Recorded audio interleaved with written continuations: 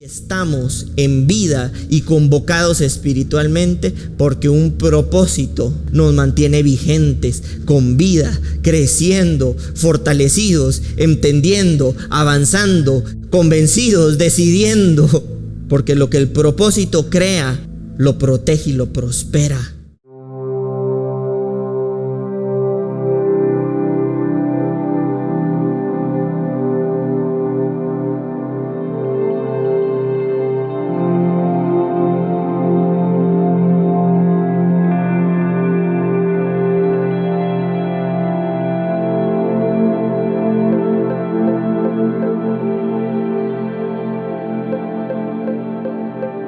Casa de Fe.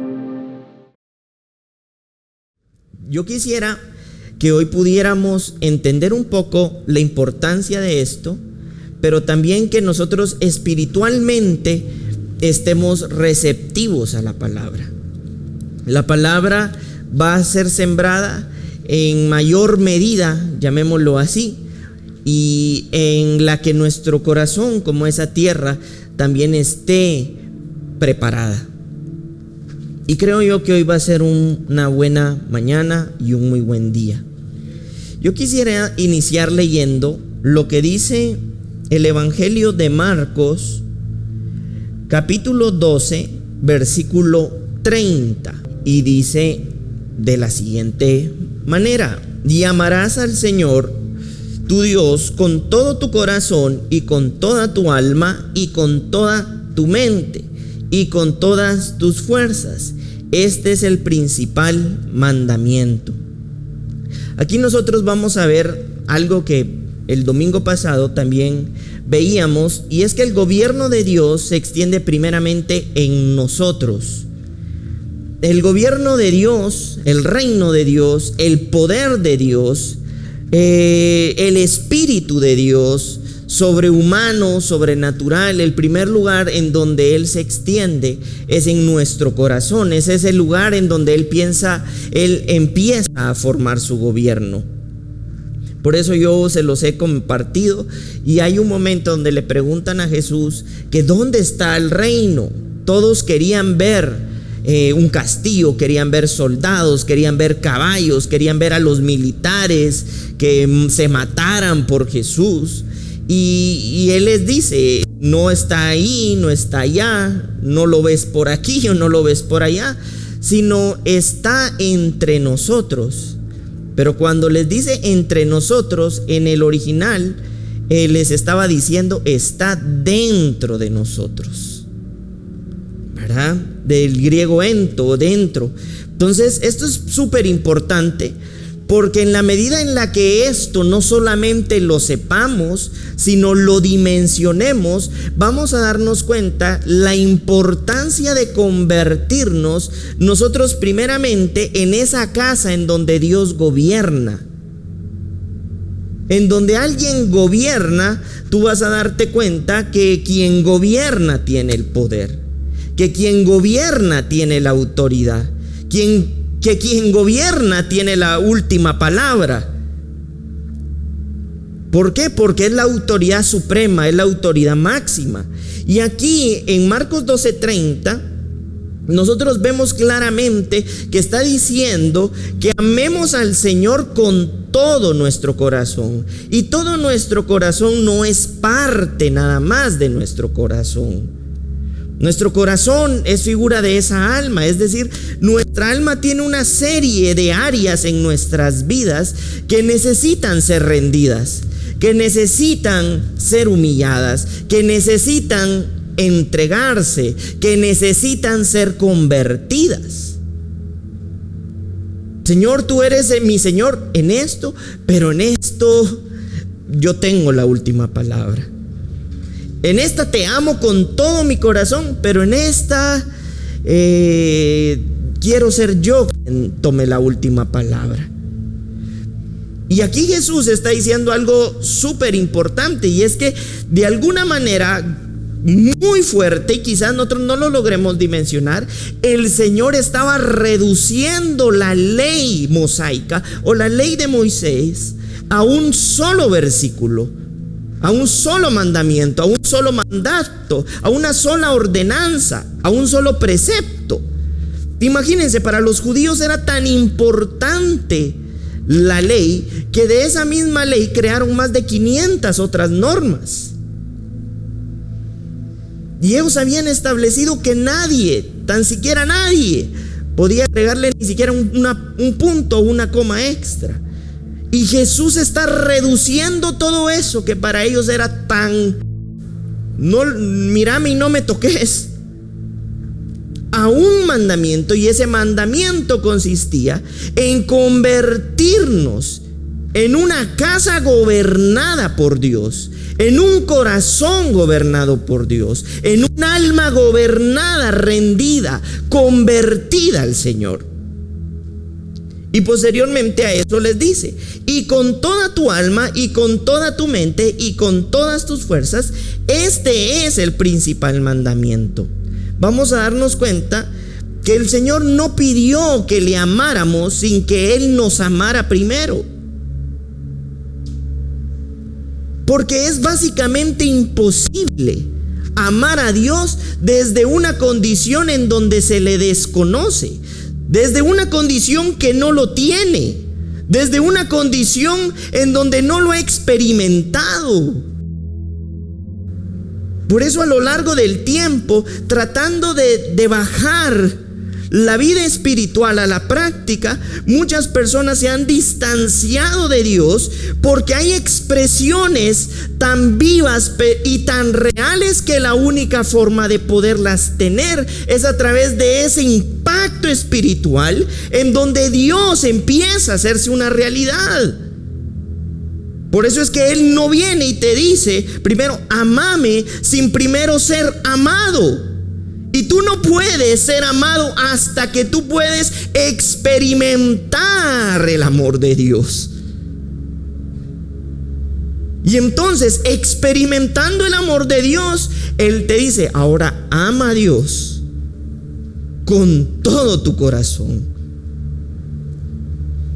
Y por esa misma razón, en este mismo versículo, Jesús está hablando de un alma que empieza a ser llenada de propósito, un alma que empieza a ser llenada de causa, un alma que empieza a ser llenada de vida, como una mente que empieza a ser llenada de propósito, como una mente que empieza a ser llenada de causa, como una mente que empieza a ser llenada de vida.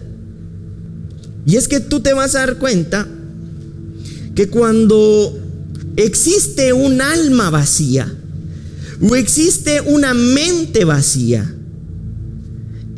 va a ser necesario que intente ser llenada a través de cualquier cosa, cualquier pensamiento, cualquier argumento, cualquier filosofía, cualquier persona, cualquier cosa.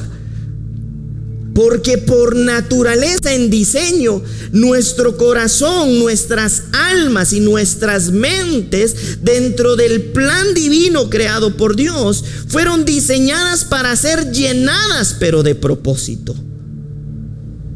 Llenadas, pero de su causa. Llenas, pero de su reino. Llenas, pero de su vida. Por eso ese vacío tan profundo que existe en nuestras almas o en nuestras mentes, por más que le metamos cosas que no sean propósito, seguirá estando vacío, aunque por algún momento parezca saciada o saciado. Y por eso, antes de decirle que tu alma sea llena de propósito, que tu mente sea llena de propósito, Él les dice: ama a Dios, porque quien ama a Dios es porque se ha sentido, ha experimentado, mejor dicho, el ser amado por Dios. Pero quizás nosotros, como hemos estado acostumbrados y hemos nacido en una vida puramente terrenal, la forma en la que nosotros relacionamos el amor es puramente una sensación. Y el amor de Dios es tan grande que lo que produce no solamente es una sensación, sino una llenura que produce en su avance la plenitud y la saciedad y la satisfacción de no sentirse vacía. Por eso David decía, y permaneceré en esta condición de insatisfacción hasta que despierte a tu semejanza. Estaré completamente insatisfecho hasta que no experimente que es ser amado. Y entonces te pueda amar.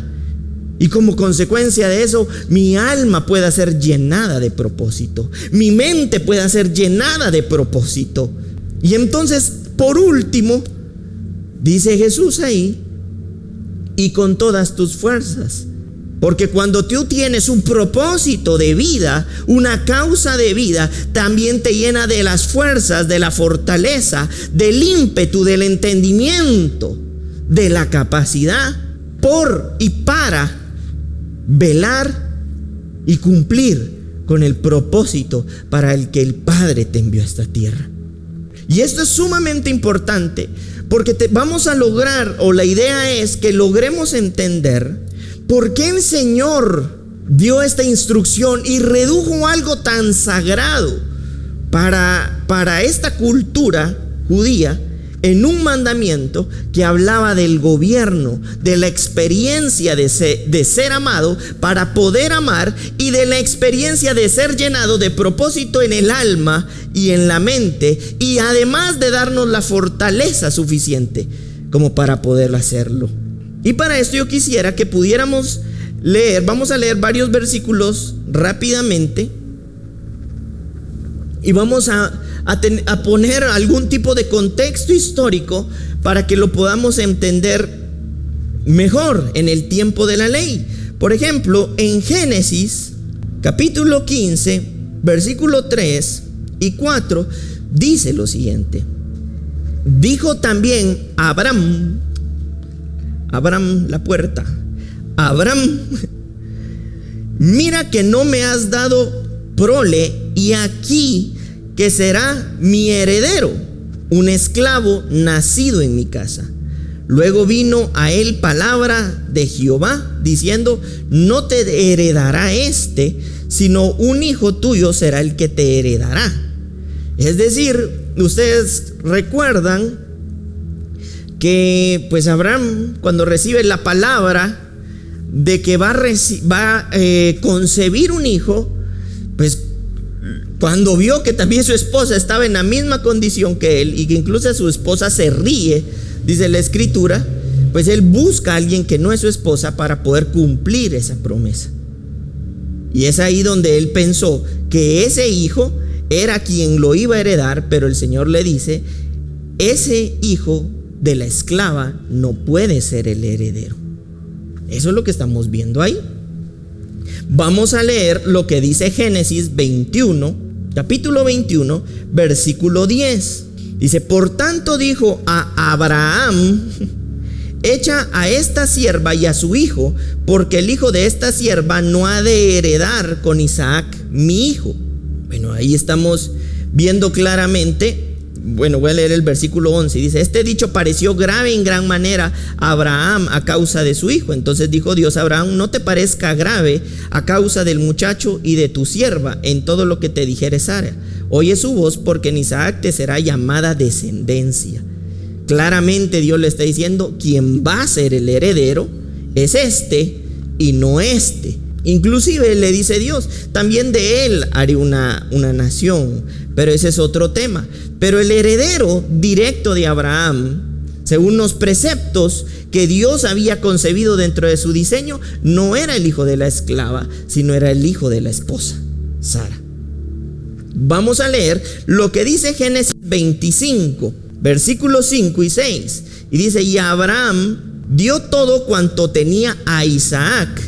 Se los voy a leer en esta versión. Abraham entregó todos sus bienes a Isaac, porque él era el hijo que Dios le dijo que heredara.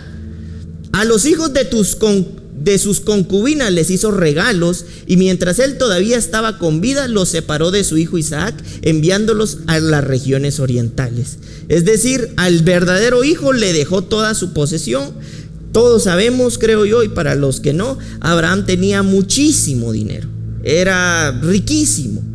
Y toda esa riqueza quedó en posesión de su heredero. Y a los otros lo que hizo fue darles regalos. Ahora vamos a ver lo que dice el libro de Job, capítulo 42, versículo 15. Dice lo siguiente: y no había mujeres tan hermosas como las hijas de Job en toda la tierra, y les dio su padre herencia entre sus hermanos. Después de esto vivió Job 140 años y vio a sus hijos y a los hijos de sus hijos hasta la cuarta generación. Y murió joven, viejo y lleno de días. Recordemos que el hijo que Dios había prometido a Abraham era quien iba a ser el fundador de toda una nación. Esta nación era necesaria que naciera o surgiera porque esa nación era la sombra de la nación espiritual que Dios iba a establecer como su reino. Entonces, por eso había un celo de Dios en la promesa que le había dado y en la palabra. Recordemos que también la misma escritura dice que el hombre puede hacer muchos planes, pero Dios velará por su propósito. Abraham, pilas, se puso e hizo un hijo fuera de la palabra, creó su plan, no en función del propósito, sino en función de lo que él quería. Viene Dios y lo redirecciona al propósito. Y redireccionado al propósito, le dice: voy a velar, en otras palabras, por la palabra y el propósito. Por eso es que Dios le dice: este no es, este sí es. Ahora bien, en estos versículos que nosotros hemos visto, vamos a darnos cuenta que la herencia, como punto 1, era exclusiva. La herencia tenía un nivel de exclusividad supremo y superior porque así lo consideraba la ley. 2, la herencia era un asunto legal, es decir, tenía y había una intervención directa de la ley del hombre, ¿verdad? Es como en nuestros días, para dar una herencia, y eso lo vamos a ver en unos momentos, hay que cumplir ciertos requisitos legales. Entonces, en estos ejemplos que hemos visto, primero vemos que era exclusiva, existía una exclusividad muy grande. 2, era un asunto de la herencia, de un asunto de legalidad, una ley creada por el hombre. Y 3, los herederos tenían que ser engendrados por el mismo padre y la misma madre. Ahora bien, a lo largo del tiempo, esto empezó a cambiar un poco. Los administradores o las administradoras o la administración griega y romana introdujeron nuevas formas, nuevas costumbres y nuevos usos que los judíos empezaron a adoptar como propios. Y dentro de esas figuras nosotros podemos ver lo que aparece en Hebreos 9:16 y versículo 17. Versículo 16: porque donde hay testamento es necesario que intervenga muerte el testador. Y el versículo 17 dice: porque el testamento con la muerte se confirma, pues no es válido entre tanto que el testador vive. Por eso es que hubo un momento, y yo siempre lo recalco, porque esta expresión de Jesús involucraba muchas cosas. Jesús, antes de partir, les hace saber que era necesaria su partida. Por eso también Jesús mostró su molestia en gran manera hacia Pedro, cuando Pedro lo que quería era evitar la muerte de Jesús. ¿Por qué? Porque aun cuando era una situación compleja, dura, ante la que Jesús iba a sufrir en carne propia y experimentar, no solamente en carne propia, sino espiritualmente, cargar con el pecado del mundo, lo mismo que pasó cuando Dios le dijo a Abraham, en otras palabras, que iba a velar por su propósito, Jesús mismo estaba entregado por ese propósito y para ese propósito, al punto que Jesús sabía que iba a experimentar dolor, traición y muchas otras cosas, pero él iba a velar por el propósito y el cumplimiento de ese propósito. Y es ahí donde viene Pedro y le dice: no vayas ahí, Jesús, en otras palabras. Y Jesús le dice: apártate de mí, Satanás, Por eso en el Getsemaní Jesús estaba experimentando y sufriendo dolor y le dice, pero que se haga, en otras palabras, tu propósito y no otra cosa. Y por esa misma razón es que Jesús, antes de partir, le dice a sus discípulos, les conviene mi partida. Precisamente por esto, porque si yo no parto, no entra en vigencia el testamento, y si no entra en vigencia el testamento, no van a poder haber o existir herederos. Por supuesto, Pablo, desde una condición no solamente humana, sino espiritual, estaba haciendo saber la importancia de la muerte y de la ascensión de Jesús. Porque en esa muerte y en esa ascensión, Jesús estaba constituyendo a una generación de herederos de Dios. Por eso es que la muerte de Jesús trasciende el tiempo. Y por eso no solamente se convierte en un acontecimiento histórico, sino que supera por mucho la misma historia. Y supera la misma historia porque literalmente con la vida y la muerte de Jesús se conecta por completo el cielo y se enlaza por completo con las cosas de la tierra. No para llevarle las cosas domésticas y cosméticas a Dios, sino porque los asuntos espirituales de Dios fueron implantados, improntados, instaurados y establecidos en esta tierra. Es decir, era de suma importancia esa pequeña frase que escuchamos de Jesús cuando dice, les conviene mi partida. Porque si no parte el testador, no hay herederos. Y por eso Jesús empezó a preparar a sus herederos desde que estaba aquí. Y les decía, he reducido, en otras palabras, esa ley a una sola, y es de que el gobierno de Dios sea en tu corazón, que tu alma y tus pensamientos sean llenos de propósito, y que toda tu fuerza y toda tu vida y todo tu ímpetu sea en pro de ese propósito que lo ha llenado todo en tu alma.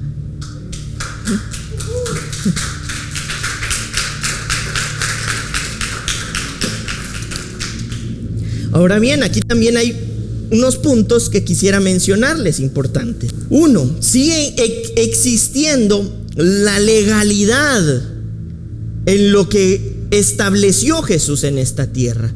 La pequeña pero gran diferencia es de que trascendió a una dimensión completamente espiritual.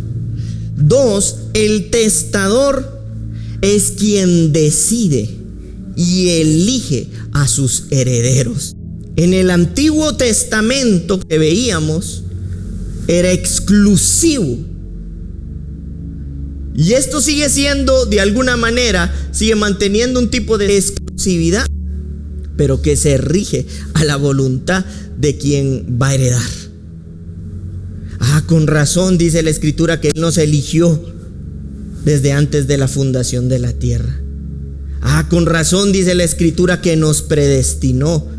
¿Por qué? Porque Él era constituido o se constituyó en el testador que había elegido, que eligió nuestras vidas. Por eso es que no existe casualidad. Es que tú te veniste, tú no debiste estar aquí. Mira, esperábamos una nena y vino un nene, ¿verdad? Ya no queríamos nada, ya mira, tu mamá se había operado y aquí estás haciendo bulla, ¿verdad? Porque cuando hay un propósito que supera, como sea, el razonamiento de los hombres, el propósito sigue vigente.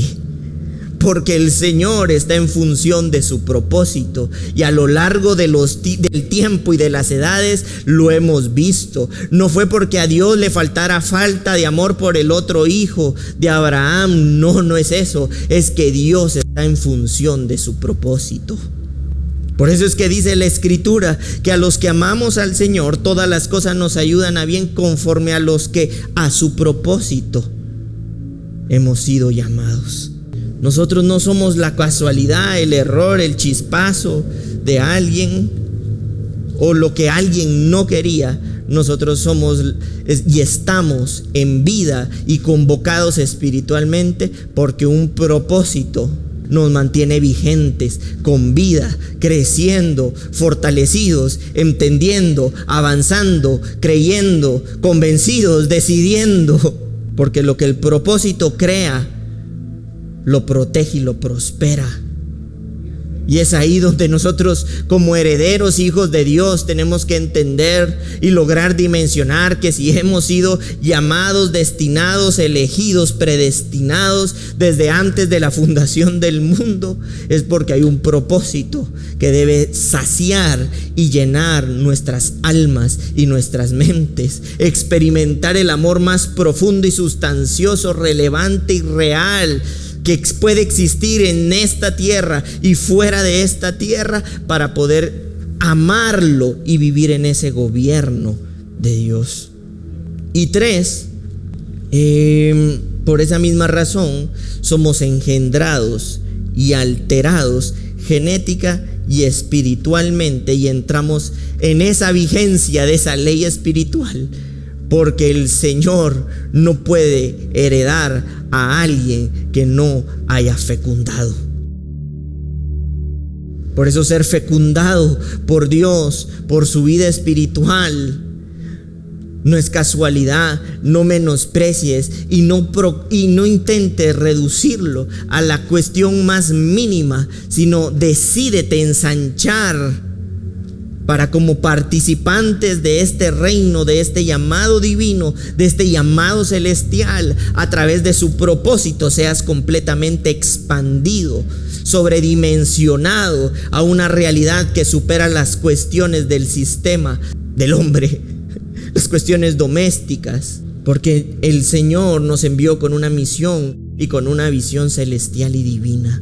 Y es ahí donde quizá nos debemos poner a pensar: ¿qué hemos hecho con nuestras vidas? ¿Qué hemos decidido? ¿Qué ha llenado nuestras mentes? ¿De qué están llenos hoy nuestros corazones? ¿De qué está llena hoy nuestra alma? ¿De qué están llenas hoy nuestras decisiones? Y es un buen momento entonces donde esas áreas de nuestras vidas que quizá cada uno de nosotros reconocemos sin necesidad de hacerlas públicas, necesitan una conversión a Cristo y a su reino. Vemos nosotros en Romanos, en la carta a los Romanos 8, versículo 15.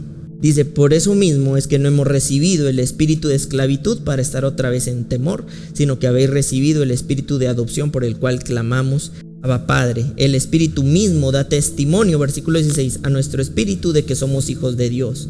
Y versículo 17: y si hijos, también herederos, herederos de Dios y coherederos con Cristo, si es que padecemos juntamente con Él, para que juntamente con Él seamos glorificados. Nosotros estamos y somos amados por Dios, escogidos por Dios, destinados por Dios, y su espíritu nos fecunda para que dentro de nuestros corazones y de nuestros pensamientos no exista ni siquiera la intención más mínima de pensar de que hemos sido huérfanos de Padre. Quizás muchos de nosotros no tuvimos la experiencia, o muchos sí, de vivir y tener la figura de un padre, pero el Señor nos fecunda y nos hace nacer en una nueva dimensión, nos establece en un nuevo testamento y nos procesa en una nueva dimensión, para que todos y cada uno de nosotros podamos participar de la dicha y del privilegio, de la gloria del Espíritu, de poder tener un Padre y saber que nuestras vidas no están ni permanecen y nunca estarán en orfandad.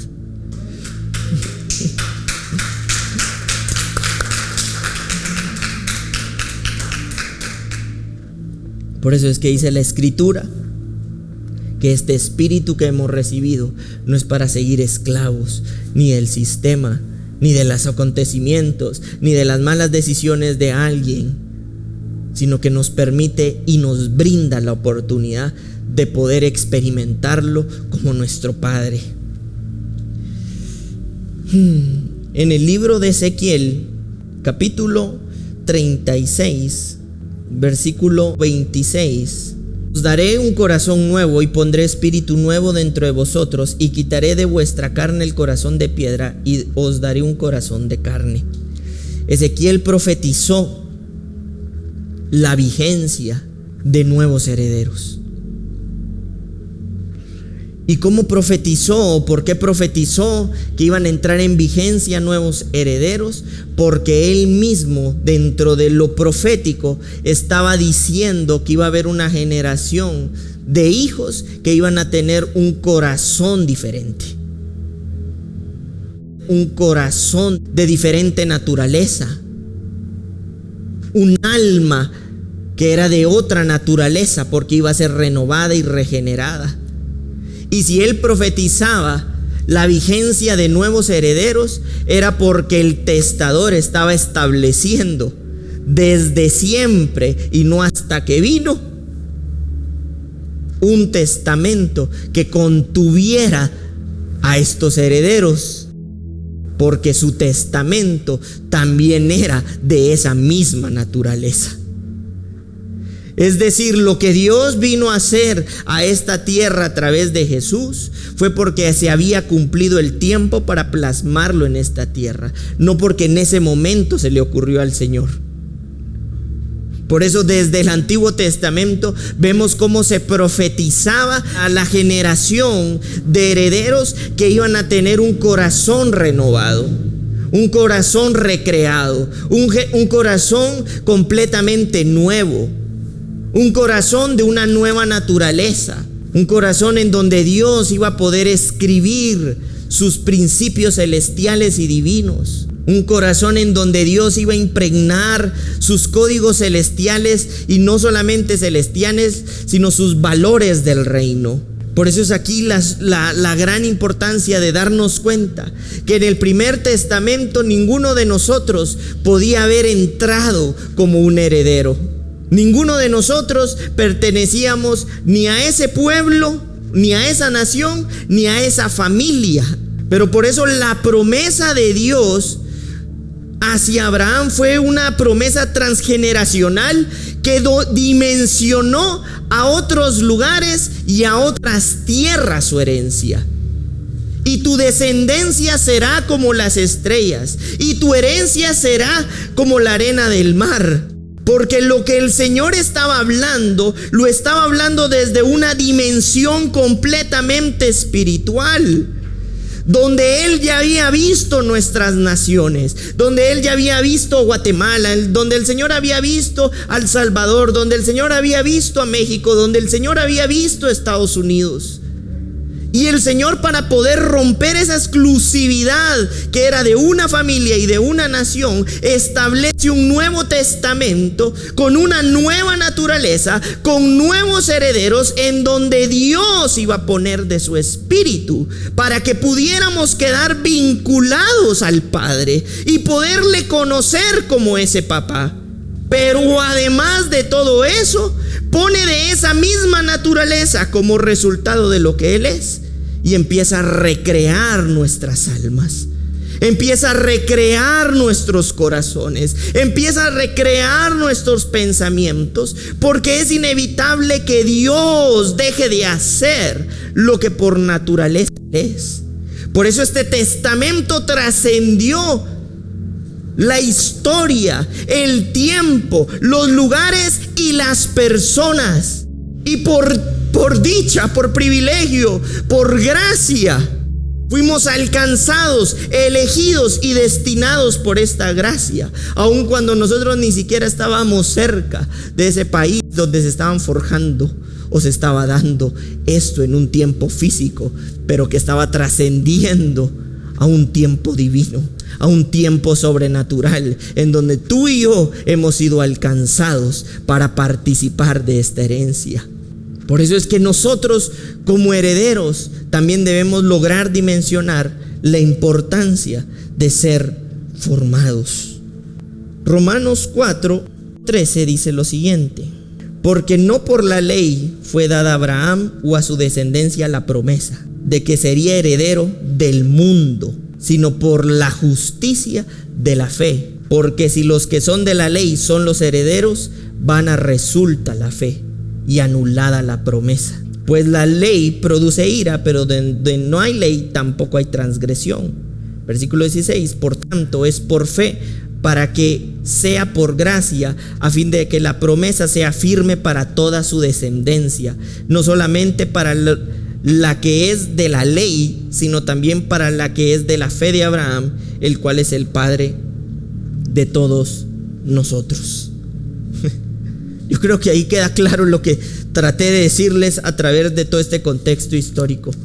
Dios cambió la ley a una ley espiritual para que cada uno de nosotros pudiéramos ser alcanzados, amados, formados, transformados, glorificados, bendecidos, edificados, escogidos, llamados, destinados, muertos y resucitados, para que cada uno de nosotros pudiéramos ser llamados hijos y herederos y coherederos con Cristo. Por eso es que a través de este nuevo establecimiento de vida, donde el Señor nos liberta de nuestras culpas, de nuestros errores y de nuestros horrores, hoy podemos a través del Espíritu llamarlo Padre, experimentarlo, conocerlo y tenerlo. Pero también a través de esta experiencia y de todo este nuevo establecimiento, Dios configura una nueva figura de administradores. Por eso es que nosotros vemos que en la Escritura dice: y que los administradores sean hallados fieles. ¿Administradores de qué? De la herencia divina, de la herencia celestial. Por eso Jesús, estando aquí, hizo la parábola de los talentos, ¿verdad? Y hubo uno de ellos que dice que le dijo a su señor que él era malo, porque recogía donde no había sembrado.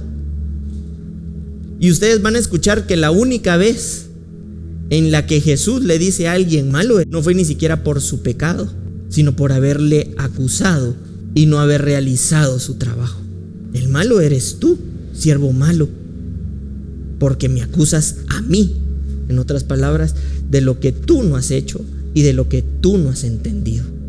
Porque él sabía todo lo que a lo largo de las edades y del tiempo y de su vida en esta tierra estaba haciendo para establecer nuevos administradores, nuevos herederos, y que Dios mismo nos dé el derecho, nos otorgue la bendición de portar su genética. Es una de las cosas más maravillosas que en esta vida debería ministrar profundamente en nuestro corazón.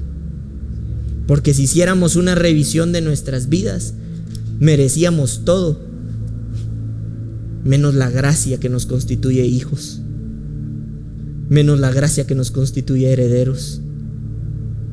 Y ahora no solamente eso, sino también nos establece administradores. Por eso, para establecer administradores hay 3 puntos importantes,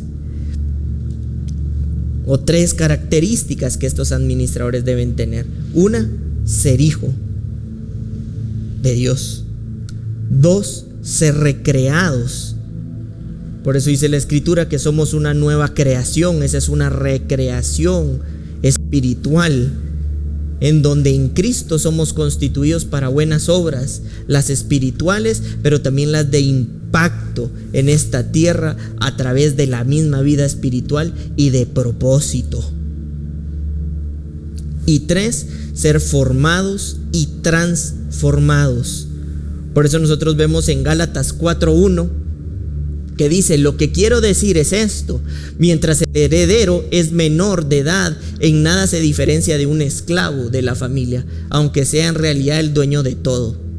Porque para alcanzar la administración de lo que Dios nos ha confiado, necesitamos la formación y la transformación de nuestros corazones, de nuestros pensamientos, que nuestras almas sean llenadas de propósito, que nuestras mentes sean llenadas de propósito, que nuestro corazón pueda experimentar el amor de Dios y nosotros convertirnos a ese amor. La transformación y la formación de nuestro carácter. Hay personas que pueden tener una gran asignación, pero un carácter no formado. Por eso es que tú te vas a dar cuenta que en la vida espiritual el Señor no solamente te asigna, te forma y te transforma. La vida en el espíritu no solamente te prueba, sino también te comprueba, porque va moldeando nuestro carácter de tal manera que en ese carácter en donde Cristo también es formado, llueve, truene, relampaguee, seguimos firmes en nuestra fe. Por eso es que dice la misma Escritura que no seamos como esos niños que son llevados de aquí para allá, o que las mismas olas del mar los arrastran porque la administración de esta herencia requiere la formación de nuestro carácter.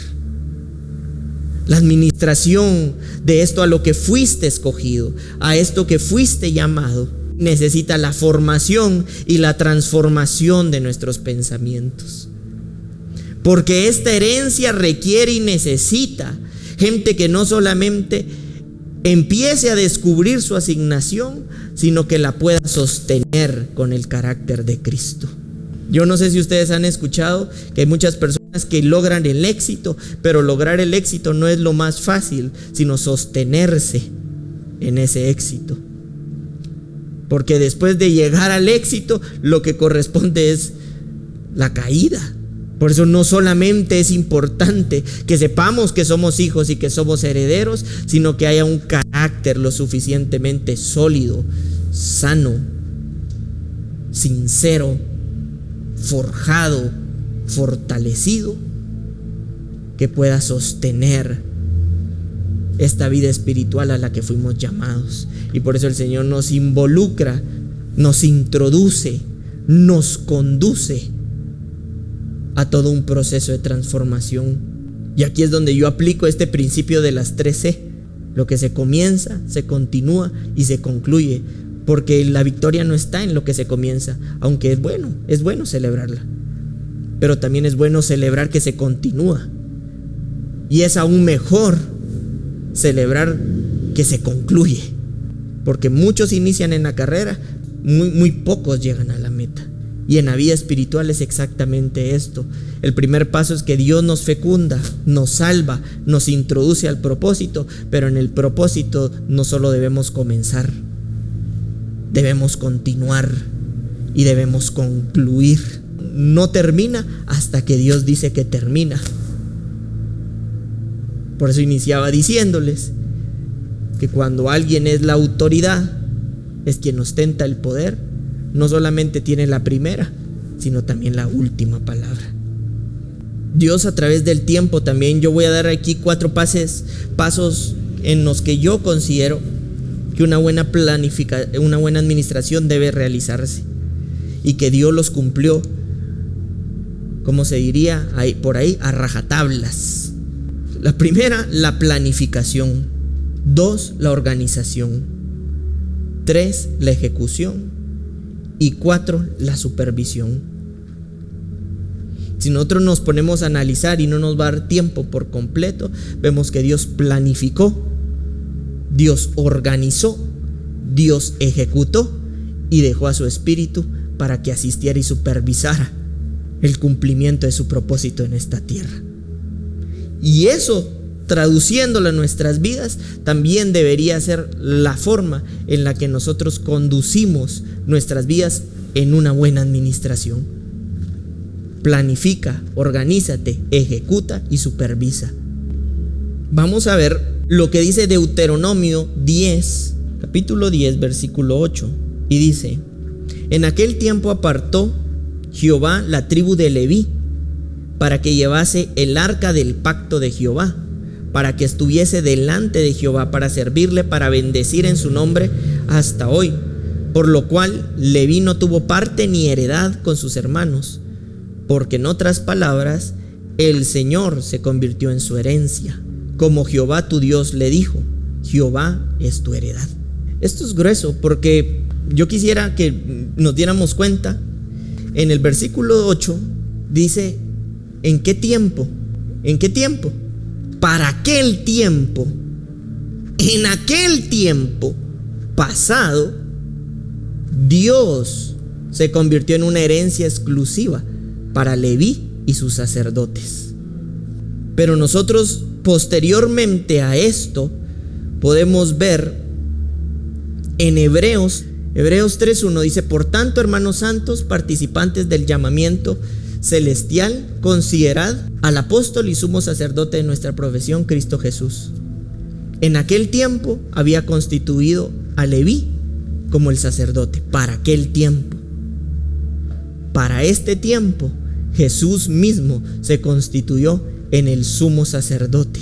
Y por eso dice el libro de Apocalipsis, y lo profetizó Daniel, que iba a levantar una generación de sacerdotes nuevos, que iba a permanecer por encima de los reinos, que iba a permanecer por encima de los tiempos, que iba a permanecer por encima de las edades, y que no iban a poder ser vencidos, porque este sacerdocio ya no solamente era humano, sino era celestial. Aquí claramente lo dice, hermanos santos, participantes de este llamado celestial.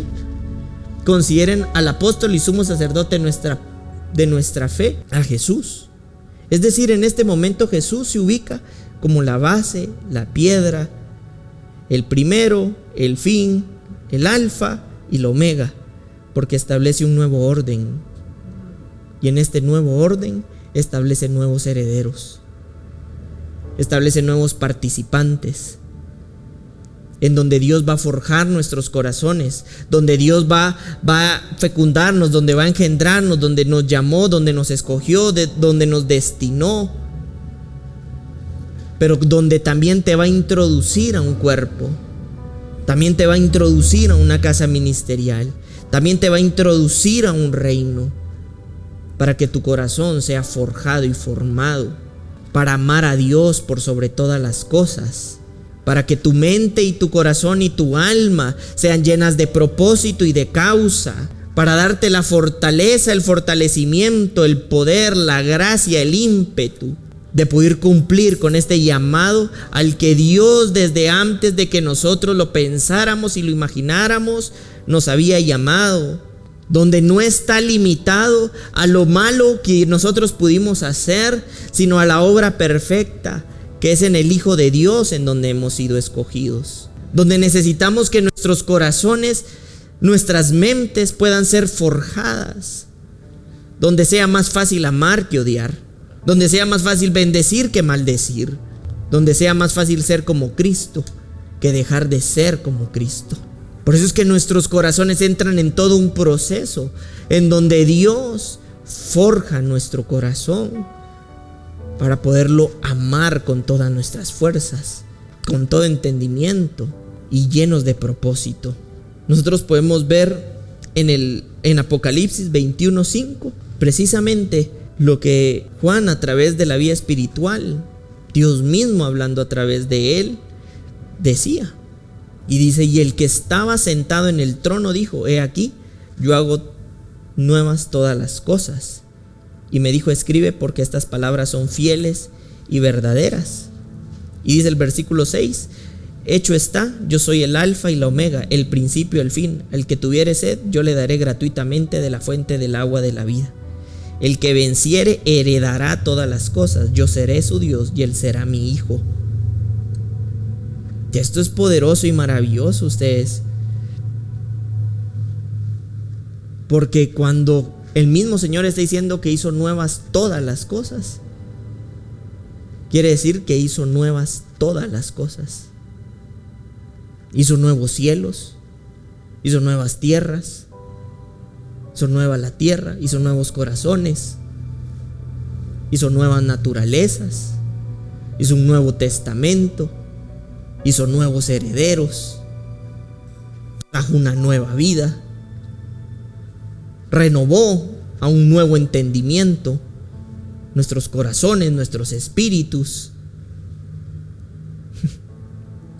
Porque todo lo que hizo, como dice Lucas, no solamente recuperó lo que se había perdido, sino vino a establecer todo lo nuevo.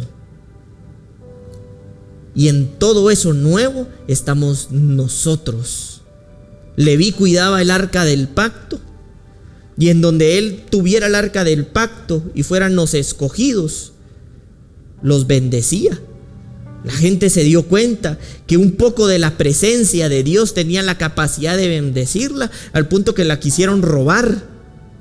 Y como no eran los escogidos y no eran los de linaje que Dios había apartado para ese tiempo, esa misma arca que bendecía a muchos les quitó la vida. Pero para que eso ya no volviera a suceder, Dios le da una promesa a Abraham. Y esa promesa de Abraham, dice la Escritura, y lo leímos, el apóstol Pablo le dice que era para todo el mundo. Para que todo este nuevo mundo, de este reino, de esta nueva tierra, de esta Sión, de este reino de Dios, pudiéramos entrar como participantes, porque hay un nuevo sacerdote. Y dentro de ese nuevo sacerdote, cada uno de nosotros convertirnos en esa arca del pacto, en donde la presencia gloriosa del Espíritu reposa y reina, en donde nuestros corazones pueden ser renovados y transformados y formados para ser llenos de propósito, llenos de causa, llenas de un espíritu sobrehumano y sobrenatural, de una dimensión altamente poderosa. Algo que ni los cielos retienen, pero Él creó nuevos templos, nuevas cartas, donde Él escribió, pero también donde Él se depositó.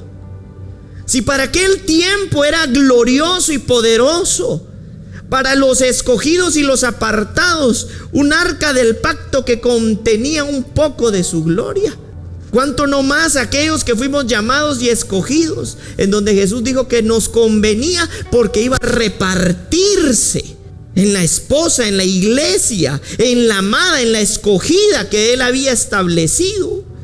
Con razón dice el Salmo 2:8.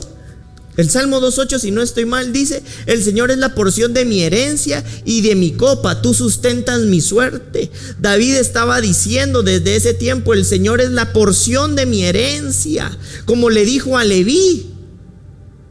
Como ahora que nosotros somos escogidos por Dios como nuestro sumo sacerdote, nuestra herencia es esa presencia gloriosa que inevitablemente multiplica todo lo que somos y todo lo que hacemos, porque está en función del propósito que Él celosamente ha guardado y ha protegido a lo largo del tiempo y de las edades. Y dentro de ese propósito y de esos escogidos estás tú y estoy yo. Tenemos Juan 1:12. Vamos a ver estos dos últimos versículos. Mas a todos los que le recibieron, por eso hice esto, a los que creen en su nombre les dio potestad de ser hechos hijos de Dios. Nos convirtió en ese nuevo lugar en donde Él reposa y reina. Pero también dice uno de los salmos que si pedimos por herencia a las naciones, Él nos la dará. ¿Y saben por qué?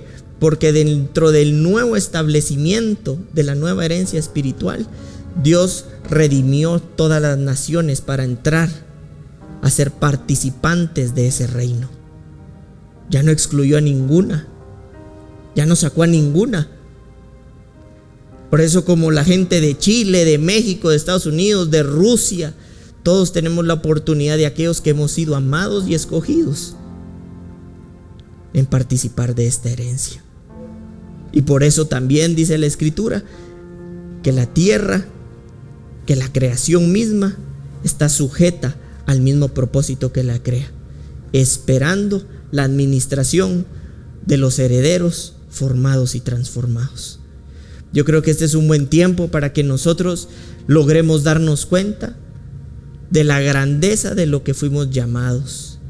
Que esta experiencia de vida espiritual nos lleve a otra dimensión y que disponga nuestro corazón para no solamente infoxicarnos, sino ser transformados a una dimensión completamente sobrenatural y gestionar desde esta vida espiritual y sobrenatural en esta tierra nuevos ambientes de gloria, de poder y de transformación para el propósito. Amén.